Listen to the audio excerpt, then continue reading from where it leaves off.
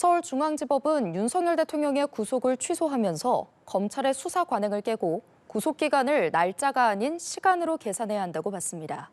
공수처의 내란 혐의 수사권 논란을 고려할 때 절차적 흠결을 남기지 않아야 한다는 판단으로 해석됩니다.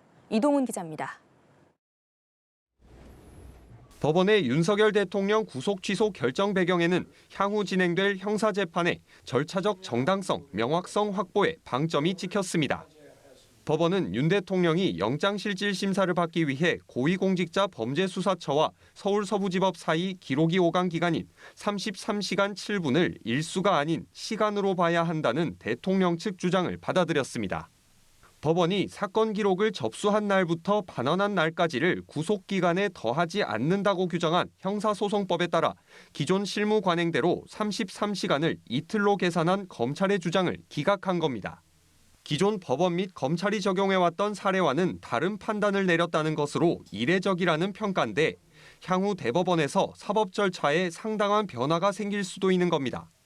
윤 대통령 사건에서 이처럼 큰 변화를 불러올 수 있는 잣대를 적용한 건 중요한 사건인 만큼 논란의 소지를 차단하겠다는 취지로 풀이됩니다.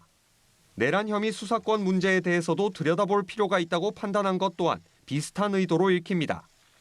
공수처가 내란죄를 수사할 수 없는 상황에서 관련 범죄 요건도 충족하지 않고 검찰과 법적 근거도 없이 구속기간을 나눴으며 신병인도 절차를 밟지 않았다는 게 윤 대통령 측 주장인데 법원은 해당 사안에 대한 대법원 판례가 없고 절차의 명확성을 기하고 수사 과정의 적법성에 관한 의문의 여지를 해소하는 것이 바람직하다고 강조했습니다.